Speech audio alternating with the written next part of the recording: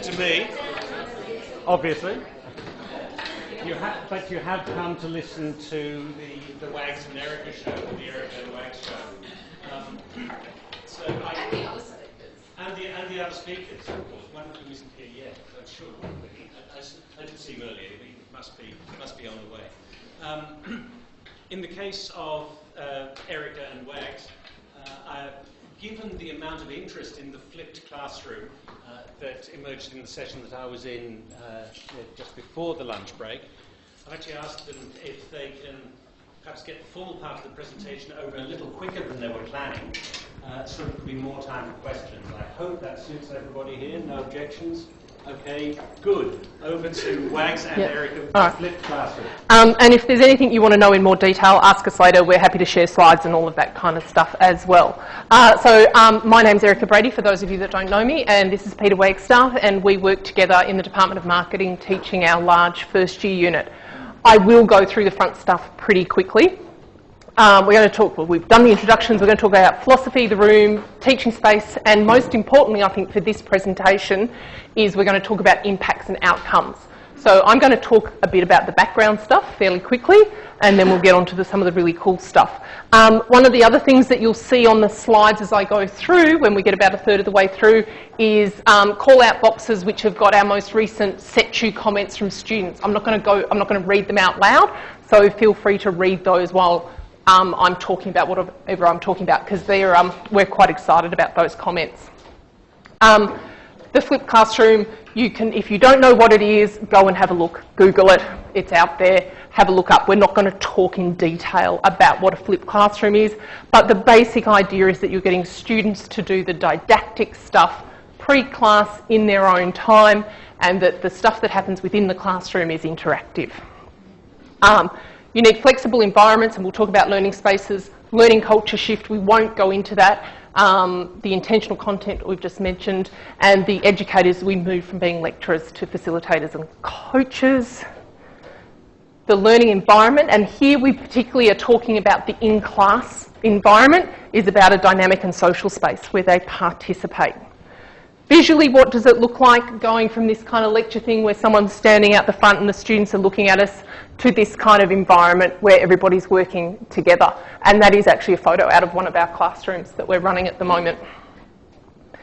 Okay, MKF 1120, a bottom-up approach. So we've done all kinds of incremental change over time, and I think that's a really important point to highlight. We started this process 4 years ago, 8 semesters worth.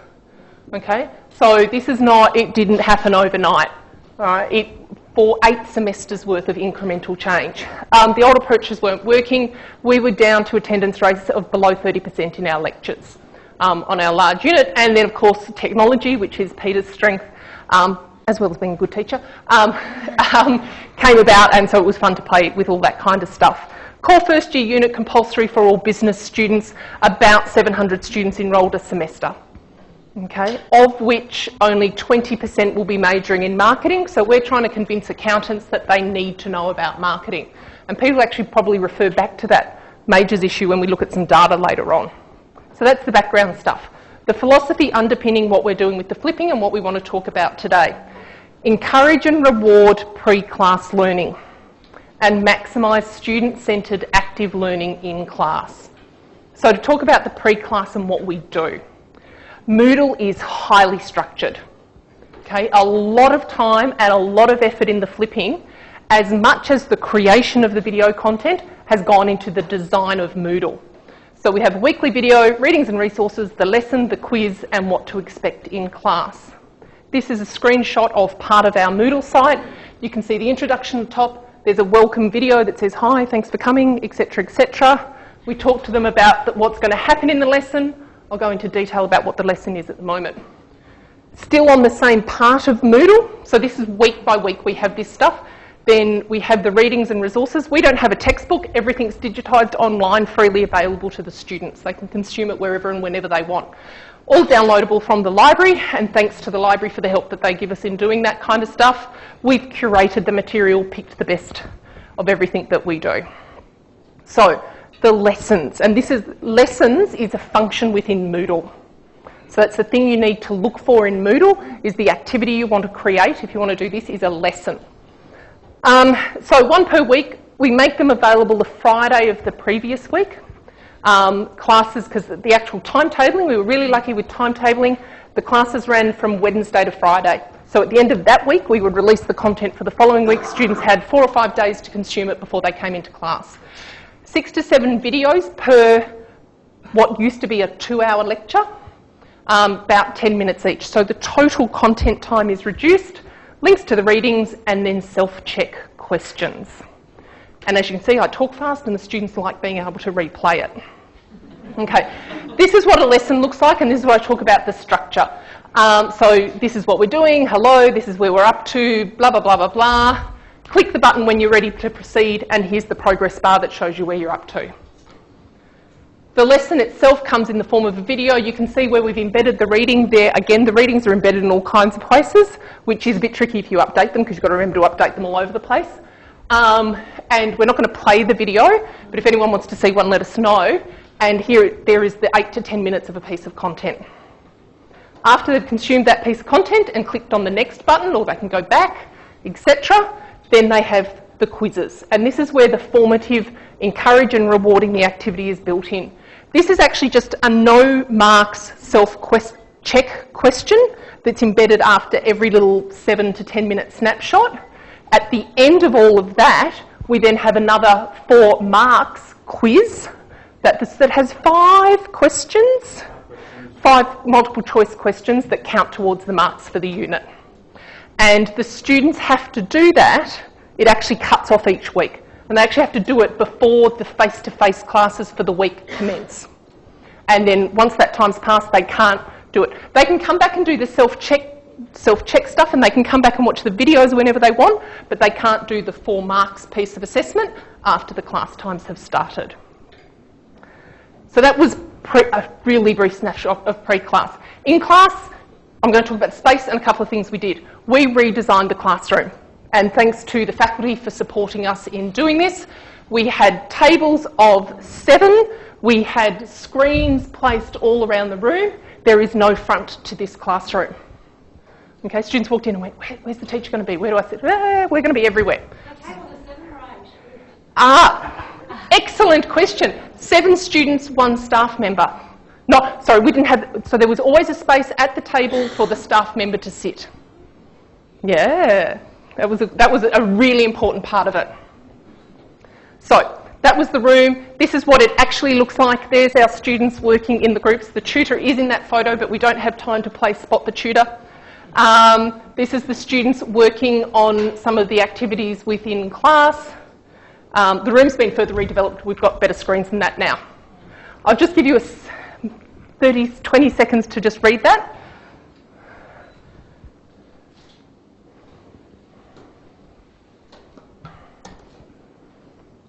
I really like this one. I thought that was really interesting. Oh, we've got a 5-minute warning. We haven't got to the outcomes yet. Okay, no new content. Activities, workshops discussing, analysing, group work without it being assessed. They liked that. This is them doing group work. We had weekly quizzes within class. So had you prepared before you came, we're going to test you as soon as you come in the room to see what you learnt. They did it as a group, multiple choice. Again, we can tell you more about that later. That's them doing the quizzes. This one was funny. They wanted the class to go longer. What student ever says that? And now it's his turn. Thank you. Yeah, I know. I found a way to. So, I mean, the big theme of today is impact. And for me, this was a really exciting semester 2 last year, because it was the first time we'd reached that fully flipped mode after 7 to 8 semesters of incremental change. The incremental change was an important part of it, though, because as we made minor adjustments to the unit all the way through, we're getting feedback from students. So we knew what worked, what didn't. We're able to then further refine as we made further change heading towards this fully flipped mode. Student outcomes. My view on student outcomes, impact of our change, these are my 3 critical measures, the ones that we believe we all must use. And as you can see, SETU is only one of those 3. which I hope is a big relief to all of you, because it's not just about CETU. CETU is really just a measure of student attitudes or student satisfaction. There are other things we should be using to assess the impact of our teaching and learning. Student engagement, the extent to which they're spending time on task is on the list here, as well as learning outcomes. Let me quickly go through each of these three, starting with student engagement. We do know, and this is where it gets really cool when you have all the lessons built in Moodle, because there's suddenly so much data available. And that's going to get so much better over the next few weeks, because Darryl's office is launching a learning analytics project where we'll be able to actually use this data much more sensibly. At the moment, we can see that students are typically spending between 1.5 and 2.5 hours on each of these online lessons, which each of them contains about 1 hour of video content. So we know they're doing other things. They're probably browsing Facebook or doing those sorts of things, but hopefully they're also doing the reading, they're answering the little self-check quizzes. And we do see many of them repeat the lessons as well. So they do it prior to coming to the workshop, which is the intended, there's a deadline there, but the within semester assessment tasks, such as the essay, we see them going back and revisiting the lessons prior to the essay being due. And then of course SWOT-VAC, the video views go through the roof. Okay, so to what extent are students attempting the lessons? There's our 12 weeks from last semester. As you can see, they become a little less enthusiastic as the semester goes through, as you expect. This sort of reflects the fall off in attendance in a physical classroom as well. But we still have very solid, so on average in excess of 80% of students are actually attempting the lessons. Timely attempts. We have a deadline of 8 AM on Wednesday saying you should do the lesson prior to then. And as you can see, that is a lot lower, particularly week 1. And this really highlighted to me that we really need to boost up the communication during orientation week to increase the students' activity in week 1. So we get, through Moodle, we get data like this, where we can see this is just from one student, for example, for one lesson. So on the 4th of September, they spent 1 hour 41 minutes on the lesson. They went back in a month later, spent another hour and 21 minutes, and then during SWOT-VAC, another 2 hours. That's one student, just one lesson. And this is the sort of data that Moodle gives you. The sort of stuff that back in the days of the big lecture theory, I wish I had that data on every student. So overall, our attendance is a big word. Attendance is in class, but it's also online. So the pre-class attendance, those doing the online weekly quizzes, last semester was 87%, and those attending the face-to-face workshops was 85%. So our students are engaged, certainly a lot more than attending lectures a few semesters ago. Student attitudes, very quickly. Question 5, the big CETU question. My time is up, so I'm going to very quickly fly through this. As you can see, it's heading in the right direction. Interesting, see this little dipping thing happening here? We have the marketers in semester 1, the marketing majors, the accounting majors in semester 2. So we get this little sawtooth thing happening here because accountants and marketers really don't play well together. It is flattening out, yes. Yeah, I'm expecting semester 1 this year we'll see a nice big jump up, hopefully. We'll see how things go. The learning resources, the big question 3 on CETU, also very solid. So that the students are really appreciating this way of learning. Comments, I'll fly through this. Learning outcomes, our final measure. Final marks, obviously that's an obvious one in terms of learning outcomes. Once again, we get the sawtooth thing happening. What's really interesting, now we've got fully flipped, the mean mark has continued to trend upwards. What happened last semester was the standard deviation also increased dramatically. I think that's a signal that students really have to be independent learners to succeed at this. So some of them are struggling. Those that are independent do really well. Those that aren't, they do struggle. So we need to look at that group more closely. And the final thing I want to do, and I don't have time to go through this in detail, but we're doing some quite detailed data analysis with one of our nerdy gurus in our department, looking at the dependent variable is the final unit mark, learning outcomes. Independent variables, we're looking at the inputs that students are putting into the unit during semester. How many lessons they're attempting, total Moodle hits, timeliness of completion, their in-class activity, their online activity. And to summarise the initial findings, and this is very early days, we're finding a very high R-squared, so very strong correlation between inputs and learning outcomes. And really pleased to see some of the formative assessment, the immediate feedback activities in class, and even those quizzes online. We're seeing a huge, very strong correlation and highly significant relationship between the inputs into their learning and their learning outcomes. So to summarise the impacts, haven't had much time. We're seeing increased student engagement, we've got increased student satisfaction, final marks are continuing to go up, and their inputs are contributing to their learning outcomes. So, 3 minutes for questions. Sorry, it's a lot less than... Oh, Lloyd is here. Good. So, are there any questions? Actually, this is back to 2007, and my memory might be wrong, but I remember there being quite a lot of students still going to the lectures back then. So when did you kind of start to realise that maybe things weren't working out so well? And did you have a student tour structure as well for that kind of thing? Yeah, 2007 was probably the time at which lecture attendance really started to plummet. Yeah, I don't know what other people's experience here, but I think the last 5-6 years or so has been the death of the lecture. Yeah, I mean back then, from a student perspective, it probably looked like it was a full lecture theatre, but yeah, yeah. No, I think that lecture attendance has been an issue over the last few years. Yeah. Fantastic. How do you think you'll fix the bottom end of the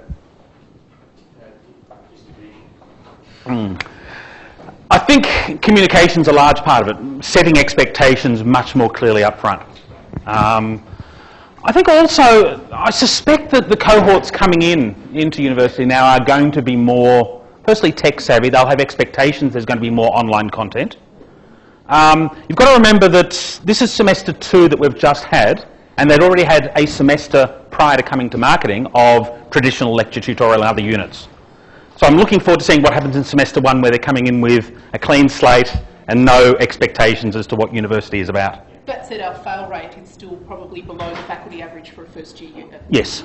So we're still below 14%. It was about 14%. Yeah, so we went from like an 11% fail rate to a 14% fail rate. Yeah. And a lot more HDs. Do you see any cultural differences? International students, local students? Yes, and this is, we haven't done any detailed research into it, but I do get the feeling that a lot of our students, international students from Asian backgrounds, come in with higher expectations of a more passive learning approach, and this is quite an active approach. So once again, it gets back to what we said before in terms of setting expectations, making very clear what they really need to be doing. So you effectively kind of see and Yeah. We do, and not enough time to go into the detail, but we actually engineer the table seatings. It's like arriving at a wedding. The list of students' names and their table numbers are all there, and we engineer who sits at which table to try and break up those clusters that occur naturally. I think it was Yeah, I mean, you said it took several years and iterations to get this right. How long, setting up a lesson? That's a big question. We came up with the last session. Yeah. How long, one lesson, how long? At first, it took days.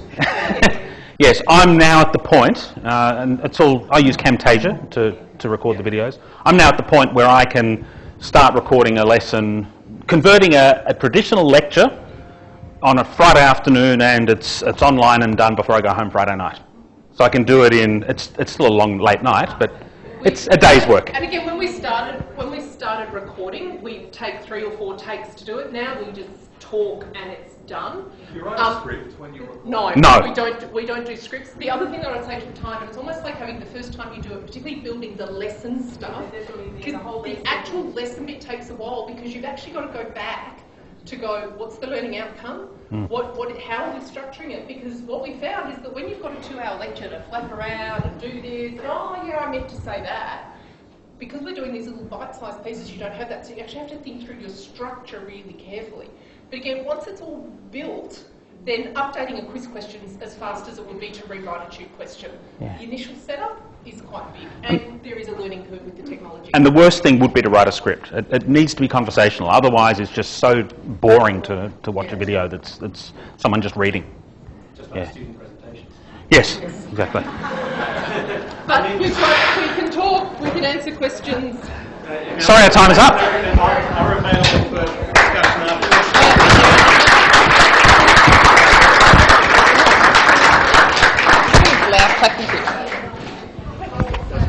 You got Foxy? Thank you. Hi mate. How are you? Good, that's things. Yeah, good mate. Good. Busy writing slides. Yeah, me too. Good on you mate. Nice to see you. Hi, just get my little slides up. Yeah, I'll get you. I won't stand in your way. That's all right, Tony. You can. I'm going to go onto a website. Oh, I'd like to go on the website too. I should also say, You just have to open a new window. Oh no, that's home. That'll go to Monash. Oh dear. So you just get a new window, and then. I'm very fortunate. I hope I What are you over to? What do you want? Well, mine's a link from a slide, I think. Okay. I'll just put this on so that when I come on, it's Yeah. Okay. that's all. Right. So that and that is what I'll be using. Okay, just close all. Thank you. very, very happy that Wax has got the office next door to me because he hears me shouting at my computer, and rather than putting in a complaint about language, he comes and fixes it for me anyway. But there's a new version of PowerPoint just released, or just about to be released, that will do pretty well everything that Camtasia and that relatively, to me anyway, complicated system has been doing for you, Wax, with Camtasia. New version of PowerPoint, which will be free to all of us, looks very, very exciting indeed. I had a 10-minute demo of it this morning, and Cam is willing to talk more about it later. Because I've been filling while technical stuff has been happening. You haven't actually come to listen to me. I'm Colin Jevons, by the way. I'm the chair of the session. I'm not interfering at all, other than to introduce Lloyd England, a very, very dedicated educator from the Faculty of Law, talking about law in professional context. Over to you. I'll give you a mic. Thank you very much. That's everybody. Thank you very much. I'm here today to talk to you about law in professional context, which is a depth unit from law, and I was trying to keep it fluid enough to allow students' bespoke desires to be satisfied. So what I've tried to do is teach teamwork explicitly, because I know that students don't like teamwork, and then get them to generate original, useful work products. So if the university's mission is to improve the human condition, why would I want 100 exams of the same thing to end up in a filing cabinet? Why not allow students to generate work products? So this was its first iteration last year. I'll just quickly start with a what, why, where. The idea was imagine a class from all different disciplines sitting together and sharing their knowledge. So we'll teach some content, and then get them to look at it from different perspectives. So interdisciplinary legal perspectives, but that's a bit of a clunker. So I renamed it Law in Professional Contexts, because that was easier to swallow. So it's not just legal, I taught law into medicine, and that's one paradigm, but the idea here is it can do that, it can add law to a discipline, but the idea was that we can teach a doctrinal bit of law, bit of torts, bit of contract, and then look at it from different perspectives, from an accountancy, from a finance, from a science, from an arts, from a psychology perspective. So hence I've got the Pink Floyd prism. Why? Nature abhors a vacuum. Pause for laugh. No, sorry. Nature does abhor a vacuum, and nothing happens in a legal vacuum. I'm very lucky to have a discipline that is all-pervasive. I can't think of any audience question. Please name a profession or facet of society that's not governed by law. It should be, shouldn't it? I agree. There's a definite vacuum there, certainly of intellect. But anyway, yeah, it is all pervasive. So for a little lawyer with a little lawyer's brain, I often think, how can you live without a legal context? How would you go to work? How would you litigate at the drop of a hat? So another reason I did this, lots of people keep being negligent and people die. I teach negligence law. Lots of teachers off taking people out in wild surf and losing students. And I imagine them sat around the campfire at night saying, well, what is our duty of care? And everyone going, I don't know, wasn't in the education degree. If you Google school trips drowning, you'll get a lot of hits, which is really sad and tragic. So, how do we add legal literacy to non-legal disciplines? Here's some other reasons why I think everyone should have some sort of legal landscape knowledge. And last but not least, employability. There you go. Why not have people have a competitive edge that they understand the legal landscape in which their professional context sits? So how was I going to do it? Well, many ways to climb a mountain. I thought I would do a dinner table law, because teaching law into medicine, the doctors, they loved a bit of law. They just loved, not too much, but just a little bit, you know? Difference between libel and slander, pass the salt. You know, they like to know some sort of knowledge. So I thought if I did contract law in an hour, just a quick overview, and then the next class was 2 hours, and I helped them do some research around contract law and, say, the big top 5 contract law issues in their discipline, so science. They could get an overview and then a deeper understanding with their own. So the magic is that the content's generic, but then the individual learning is off, very bespoke to the student, just in time, just for me, which is a big Gen Y. They like that, because it's all about them. And it is their education, so why shouldn't it be? Why should it be all about what I want to teach? So how did I do it? I explicitly taught teamwork. Students hate group work due to the oxymoron of a dysfunctional team. You know, it's not a team then, is it? So without instruction, it's no surprise it's an absolute dog's breakfast, really. And I think that's a significant shortfall of us in our duty to prepare them for the workplace, because the minute you leave here, you don't do anything on your own anyway. So how did I do it? Well, I tried to let them build these group work product outputs. I made it assessed. That makes it real. They made some agreed acceptable behaviours. We had some boundaries. And I taught that skill of working in a team. Managed to get S15, which was great, out at Clayton, very modern, state-of-the-art teaching space. Ran it last year. So how did it go? Well, they had a good time. And so did I, and so did all the guest lecturers. Really enjoyed teaching law to non-law students. They learnt a bit of teamwork, and then we did some activities, and then they negotiated in amongst their table their own agreed values. And here is one. So this was one group. They did it on a Google Doc, and they got together and they said, well, what in our experience, when we've worked in teams, what has been awful? And guess what? You get a shed load. And then what was good? And what do we want? And what do we do if there's a breach? So they had a little agreement, each group, each table. I broke them into disciplines. I had a science group, 2 from BizEco, 2 from arts, and a hodgepodge. So they all met, and they did it on Google Docs. It was a collaborative thing, and they agreed their group behaviours. Then I introduced the content. I particularly like this picture of a scaffolder, because the teachers amongst us know how lonely it is out the front there. And I thought that was a lovely image, talking about law. So I gave them the content, the scaffolding for their learning, and then they, in their teams, they got their Google Doc up and they researched how it impacted their discipline. So the science boffins were sciencing away. I was very lucky. I got very bright students from Global Futures degree, Global Challenges, excuse me. They were guns.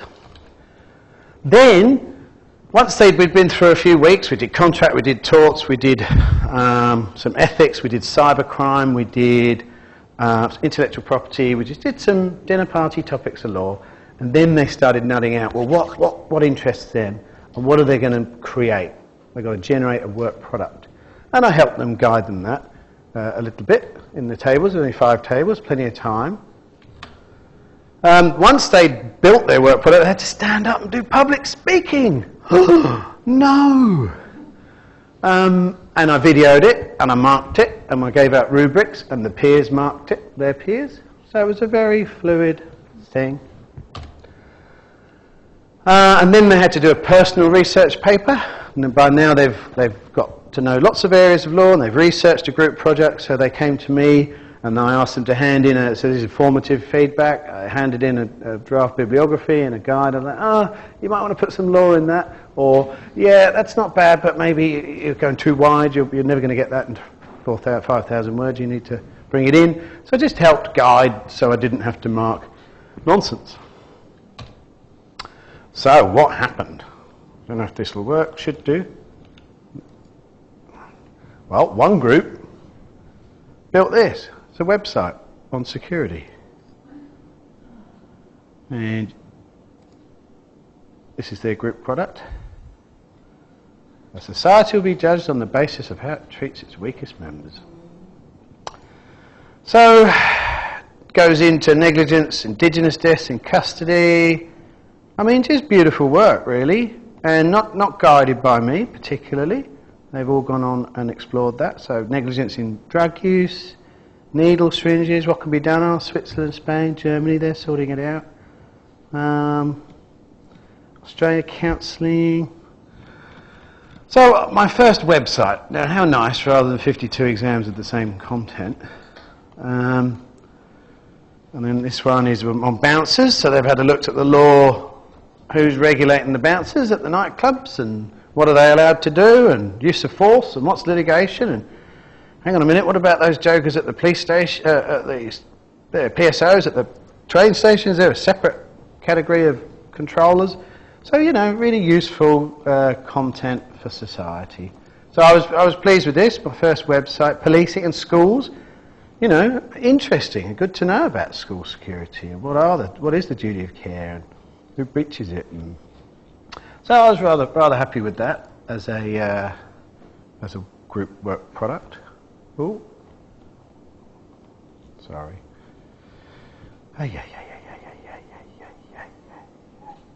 So we had a website. We got, one group did sexting in schools, and they generated a policy for schools and some promotional material. That was pretty good.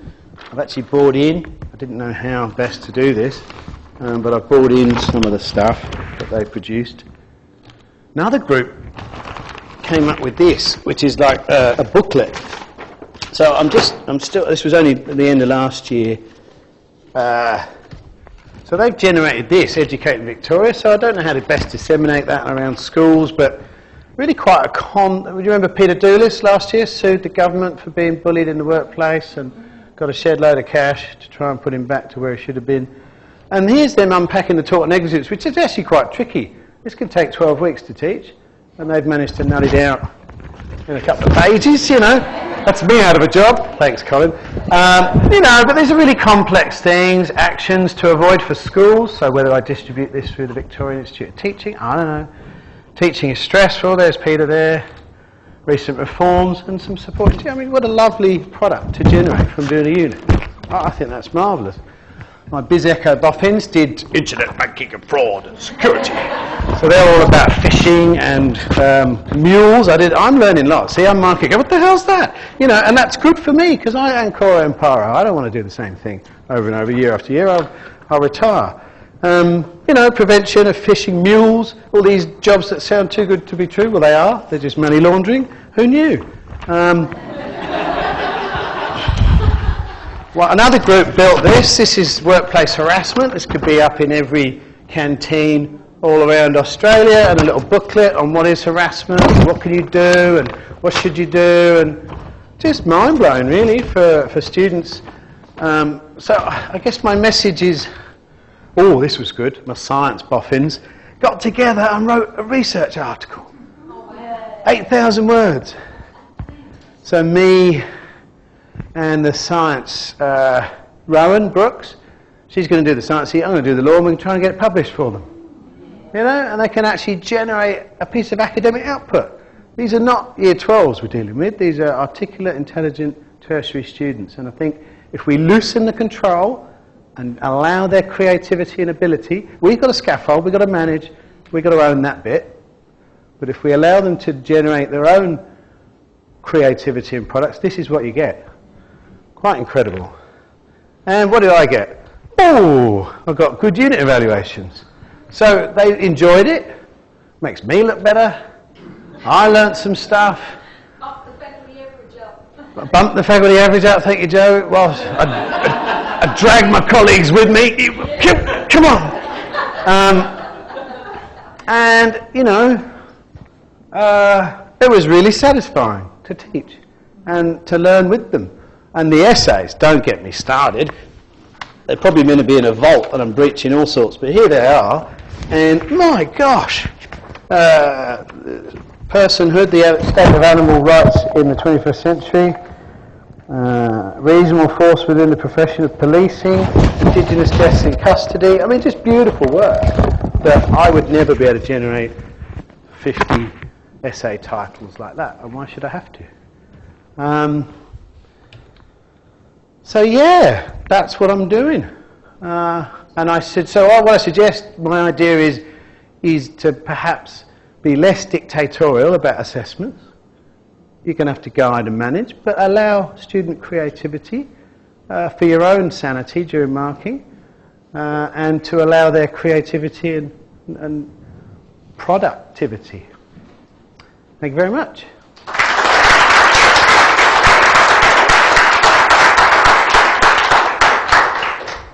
Lloyd, that was terrific. I was going to start with a question, but I've been beaten to it by these three people. Hello. Hi, I'm Barbara. Hi, Barbara.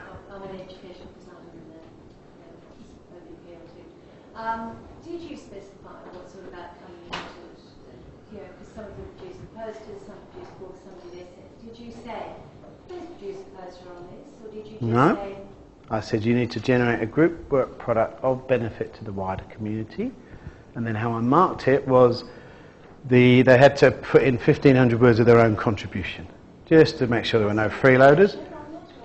I've tried to get them to do a reflection on a Google document, yep. And I did that after every class, so they'd reflect how that knowledge impacted on their discipline. Which is quite a sort of airy-fairy type of... It was a risk. I thought, you know... but again, bright, articulate, give them a run, they won't disappoint. And because they had agreed behaviours, they were taught how to work in a team, I felt with about 8, they should, even if there's a couple of jokers, they should be pulled up by their peers, and it seems to have worked. And some of the individual inputs were of varying quality, but the outputs, I had to go to the chief examiner and argue to be exempt from the bell curve, because my results were bonkers, because everyone went, yeah, I love this. And the feedback, the SETU comments were like, oh, I spent so much time on this unit because I loved it. Well, then they should get a better mark, shouldn't they? Because it was about them and what they wanted rather than what faculty wanted them to know. Subtle, but massive. Yeah, I think so. Thanks. Fantastic. Up the back. Up the back. Really interesting presentation. Thanks very much. Thanks. I have a quick question. So you said that you're able to loosen things up a bit, but listening to the presentation, it really stuck to me. I think, gee, this must have been labour intensive. Can you tell us a bit about? Yeah, but I enjoyed it. So. Yeah, so I had guesties, so that was good. That was reduced my workload significantly. more of those you can get, you know, sit at the back. Off you go, Professor. Knock yourself out. That was good. No, I enjoyed that. Look, I enjoy my work, so it doesn't feel like work. You know, it's just an endeavour. However, there was a bit of upfront stuff. But once it was up and running, the Google Docs were a fantastic thing. They're collaborative. These students are used to working on these platforms. So again, a little bit of structure. I had 3 hours a week with them. I did an hour guest lecture, and then a lecture. I did about half of them, and I got colleagues to do the other half. I could manage to bring in expertise. I got the cybercrime expert, maybe in the world, Jonathan Clough, to come and do their hour on that. I had a retired judge with 30 years on the federal court come and talk to them about being an expert witness. They loved it, absolutely loved it, and so did the alumni and the staff, because all of a sudden they're talking to people who really care. You know, rather than it's a mandatory unit. You know, they were there because they wanted to know it, and the questions were great because they weren't just legal eagles; they were all over the place. So look, a bit of work, but no more than teaching you torts law for 36 hours. You have to organise the guest lecture on a kind of bespoke basis, so once you knew about the enrollment, you didn't know how to do it. No, I just chose 6 areas of law and thought, well, I'll get some guesties to bolster that. So I did contract law in 1992 in the UK. I'm not the best person to talk to, so I got a very bright student who was a past leader for contract, James Hill, and got him in to do a guestie. Bought him lunch. Happy days. The amount of stuff you can learn. So I'm very conscious Sure. of the time. With it's one quick question, possibly. Law, in your publishable quality papers, you mentioned that one about animal law. Yeah. No, it was only my science, but my arts one's made the website. You know what I mean? Yeah. So, please. No. So yeah, I think as time goes on, there'll be more and more of those generated, and that's just a beautiful thing to give back to the academy. And it'll be a co-curricular thing too. Fantastic. Well, good for their resumes. Yeah. Run it past Paul Gerber and Joe Curry. Okay, will do. Alrighty. Thank you very much indeed. That was a My pleasure. Thank you. and congratulations on a really interesting project, really interesting presentation.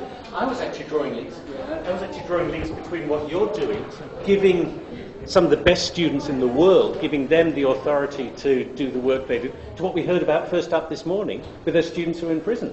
Absolutely. Because they were being given responsibility as well. It works at both ends of the spectrum. Absolutely. Great stuff. Thanks, Colin. Good on you. Thanks for your support. I'll give you the mic. I feel like a big handbag. Look, they're flocking in, Tanya. Now they've got rid of the pom. They want to come in. Ah, Do you want that on there? yeah, thanks. Okay, thank you. Why is it not coming up? Oh, wait a sec. I want to go to season 1. Oh, Just one click at a time.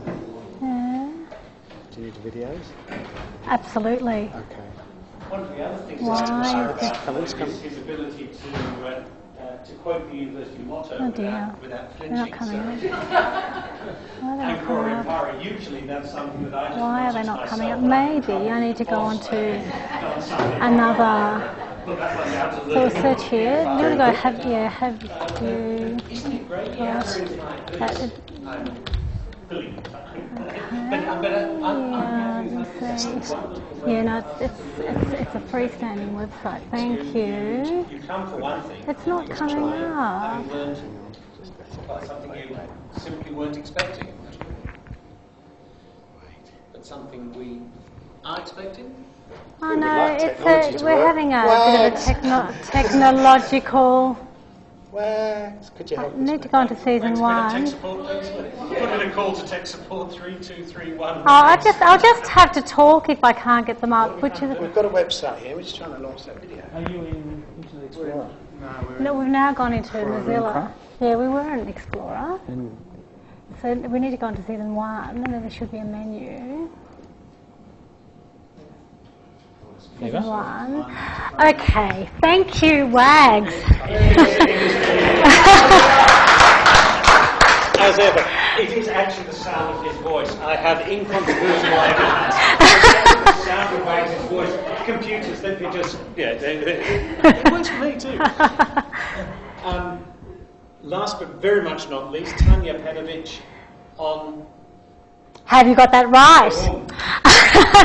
So I'm in some ways picking up from where Lloyd left off. He's a bit of a hard act to follow, but I too am from the law faculty, and I too am going to talk about an educational initiative, in our case which is for law students and the broader community. So I just want to start with the overarching introductory video to give you a taste of what this project's about, and then I'm going to basically talk about the project and the pedagogy in the process, which has largely been engaged with and written by students, and then the learning opportunities that emanate from this project. So I'll just call on Wags if this doesn't work, but this is the generic introductory video that we've made. So I'll let you see it and then I'll talk about it.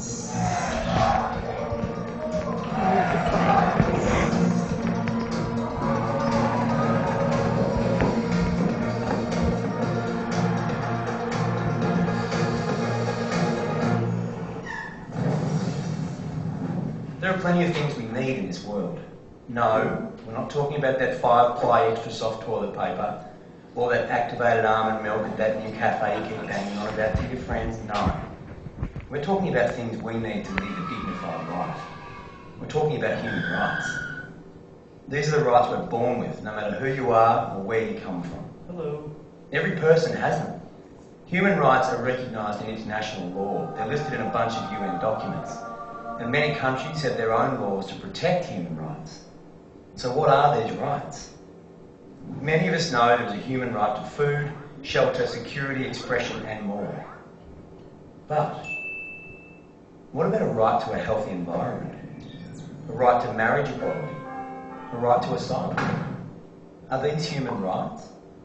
And most human rights have limits, but what are these limits? Well, that's what we're here to find out. What is a human right and what isn't? In this series we'll explain human rights law quickly, clearly and in a way that won't put you to sleep.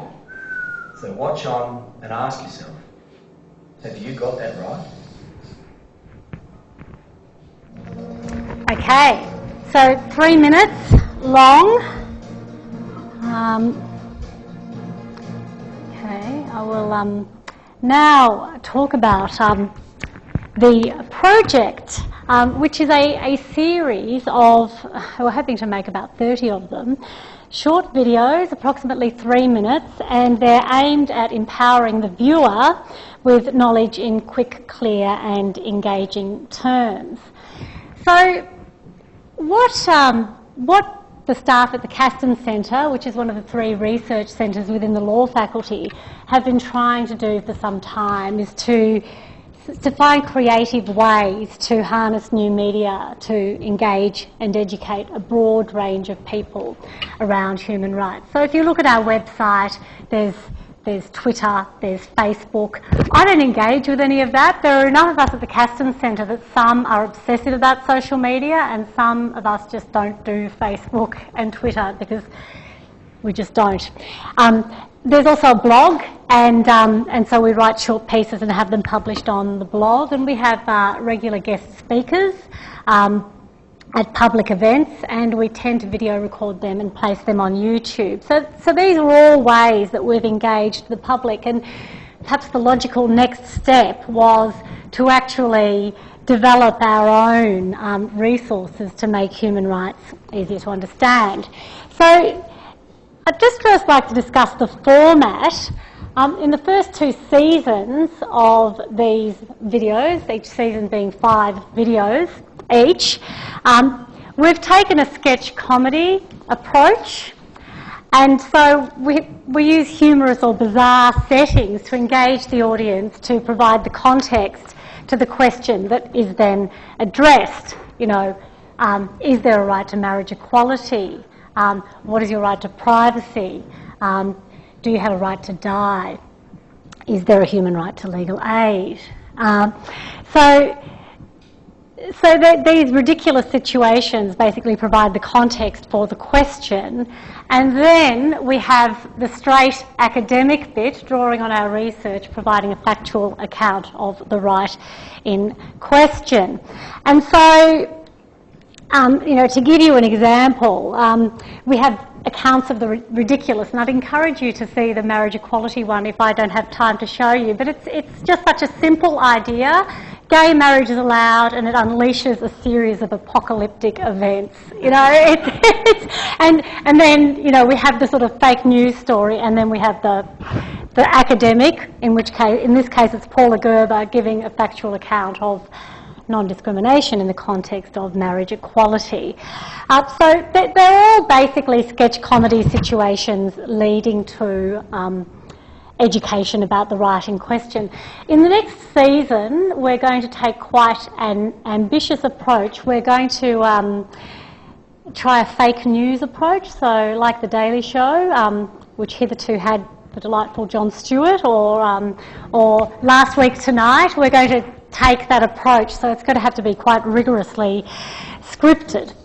So why we engaged in this process is that there's a lot of research out there that demonstrates that many people do not fully understand human rights. So, for example, the Rudd government had a national human rights consultation, and that revealed that while Australians were generally supportive of human rights, they didn't understand exactly what human rights were all about. Human rights terminology is often used and misused because the rights under international law are fairly broadly defined. So sometimes people take them to mean whatever they want them to mean. An example that springs to mind is John Howard saying that the Iraq War was about human rights. I almost fell over when I heard that, but it just made me think, well, you know, you can in some contexts try to invoke human rights to mean what you want them to mean. And obviously there is a legal content, so we're about getting that legal content out. Now, there are 3 research centres within the law faculty, and each research centre defines itself somewhat differently.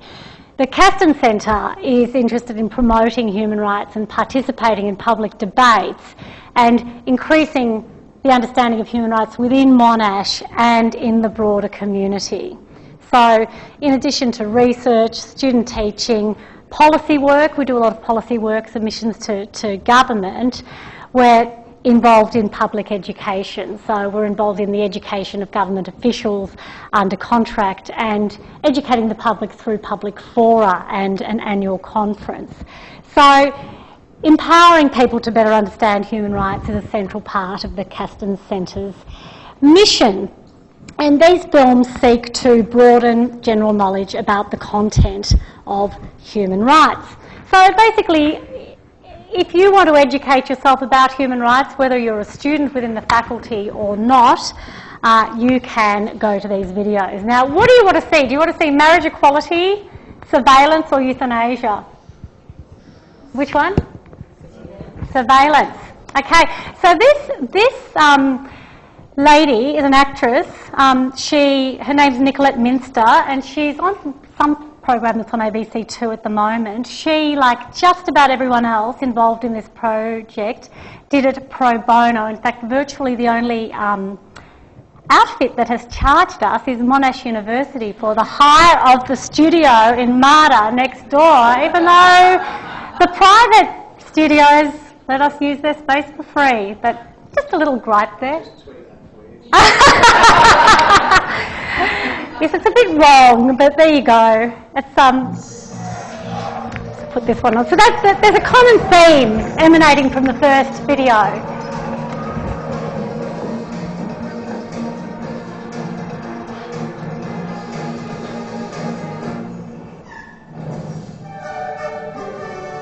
Like any mum, I worry about the threat of terrorism, criminal activity and civil disobedience, which is why I find peace of mind in the government's new Total Watch initiative.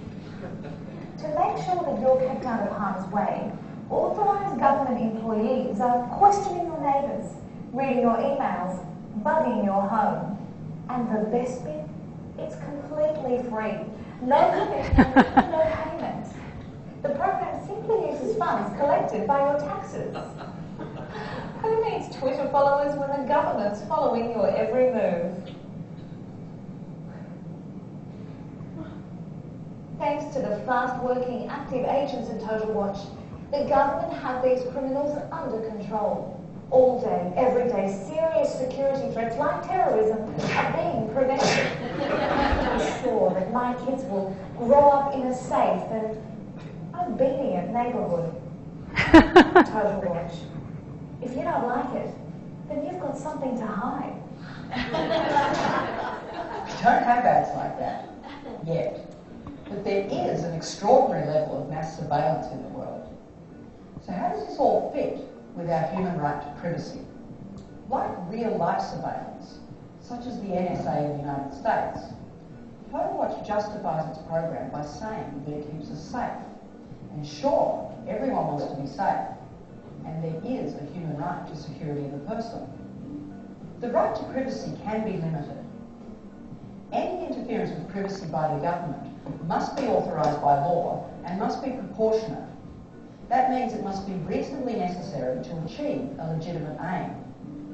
For example, the targeted surveillance of someone reasonably suspected of terrorism or another serious crime would be okay.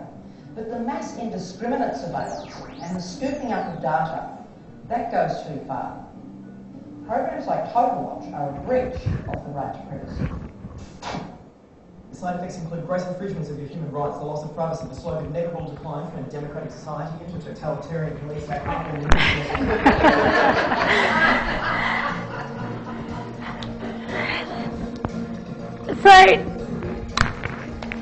Okay, that will stop. So I'm just going to keep that up because I'd like you to take you to the resources for that movie and the others. But I just want to talk in the time I have about the process.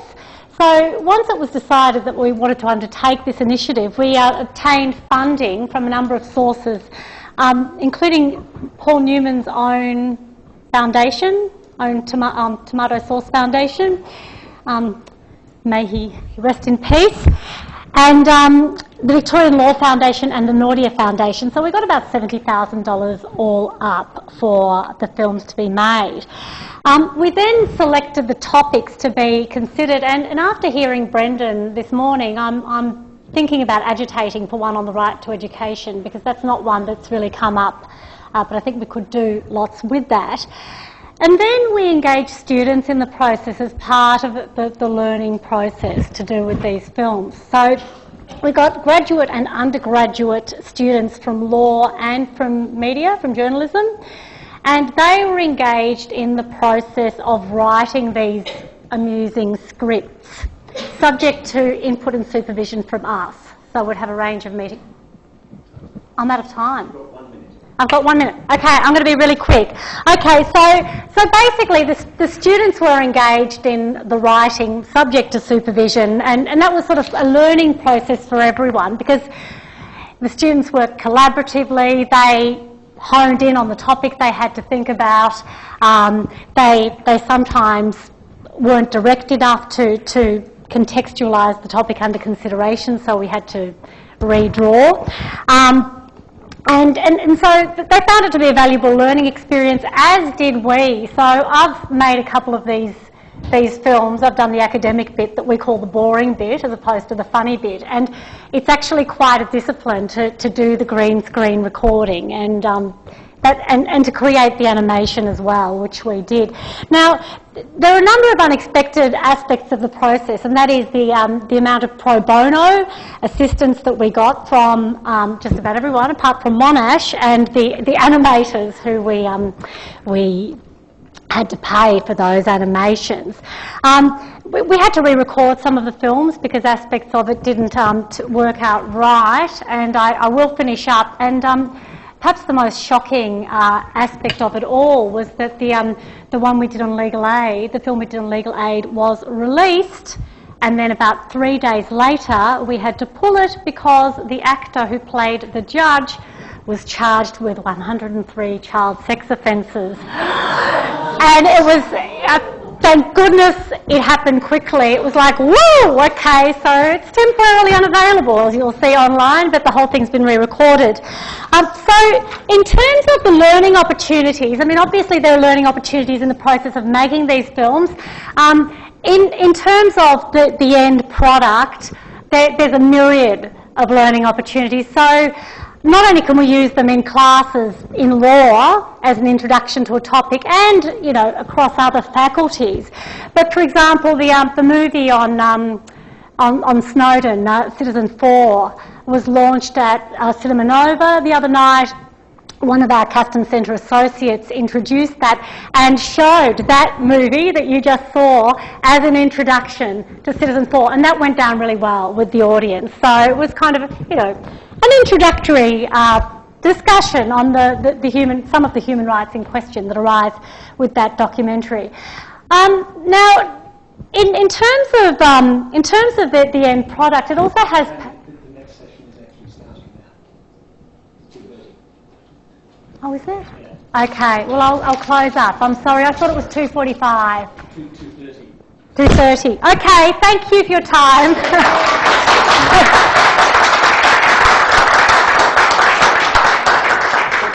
What a terrific way to finish, not having to cut Tanya short, because we could all really have loved to listen to you for the rest of the Yes. But to bring the day full circle, as you said, the overall plenary to this, I think it's very much indeed, and I've noted down the URL. You all know how to get in touch with Tanya. We're now due back in H116.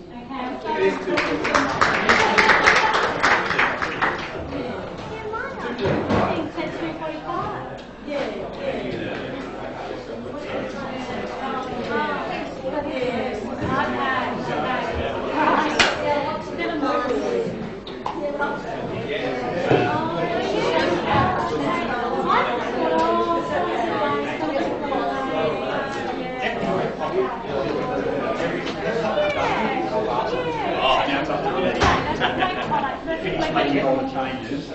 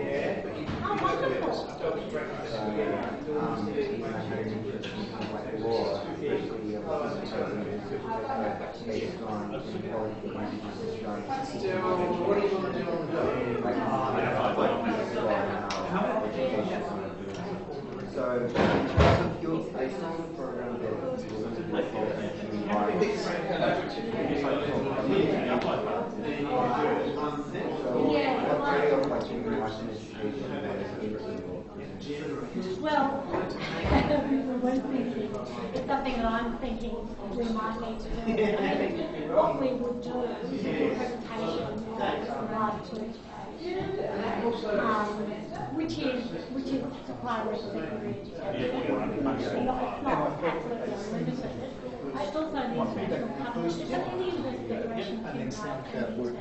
I think they've made some changes to SoundCloud. We're going to have to relearn how to use it. We would raise an issue, and then we're going to talk about the right to education. It's just, it's that process. That's the approach. You raise the question, and then you answer. If you do it as a production, so I'll just put the one on is there a right to silence? And that's been sort of very interesting in terms of the debate we've had around the content of the right, because you're not telling people what they want to hear, you're telling people about the reality of the right in question, which may be different, actually. So the question would be, do I have to leave school now? Something like that. Yeah, exactly. Yeah. I mean, on the Indigenous front, we are doing one on the right to self-determination, and it will have an Indigenous focus, and Melissa Casson will do it, and she's been very engaged in Indigenous issues for a long time, so that will be very good when it happens. I mean, that's just, this next season is just launching now. We've got momentum. So we're just waiting to see how that will go for us. In the meantime, we're expanding the short courses as well. And what I want to do is, I think we'll get information for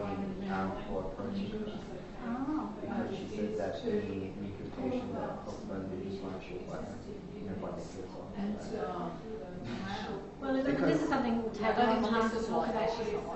Yeah, so I was just thinking about speaking to a person maybe in Monash or another spot in Melbourne in terms of my research proposal, if anyone would take it on. Yeah, and I mean, the question you raise is a very interesting one, and that's why I said if there's anyone who's going to do this, you either get an Indigenous person, so we don't have someone involved in the centre who is, or you get Melissa. And Melissa Caston has a particularly long history with Indigenous Australia, and she's very welcome in that community because she worked on the Marvo case. Well, exactly. Well, yeah, she's. I mean, truly, I've seen it in Ireland, and she's embraced. So there would be no issue with Melissa doing it for that reason. But I think that anyone else doing it just does not have that status. But it might be worth your while maybe drop her an email. Yeah. Melissa Keston at Monash. Yeah. But she's the only one. But yeah, the issue you raise is an issue. So. It's interesting, but it's completely different to what my main focus was, because I was focusing on the fourth law policy. Okay. So based on like the background of the global financial crisis based on deregulation and how the fourth law policy should be suggested as a legal recommendation, and that's yet to be published. But another interest I had while I was doing my browsing through the internet was just this the PISA scores. Because when I was overseas in South Korea, the Dean of Research Education, Patrick Griffin from Melbourne University, was there, and he was the only Australian. And there was many speakers from many universities, Harvard, Oxford, MIT, and they talked about the different Indigenous populations. And when we came to Australia, that was like one of the lowest compared to Maoris, First Nations, and Native Americans. I was thinking like, I'm sorry, we're like in the top rankings when it comes to, economic financial freedom, human development, places to be born, but Indigenous education, they may as well just go to New Zealand and get better treatment. So I was thinking like, okay, there is a problem here, but it seems like there's no good policy that is efficient enough for them to be encouraged to learn or to stay in school. Yeah, this is something we could discuss for a long time. But we'll have to move on. I just want to ask you a very quick question, if I may. Sorry, I'm from Marta, big problem. Sorry, I have nothing to do with that. I've got two things. One, first of all, really love the animations. Who was the animation company you used? Tumblr.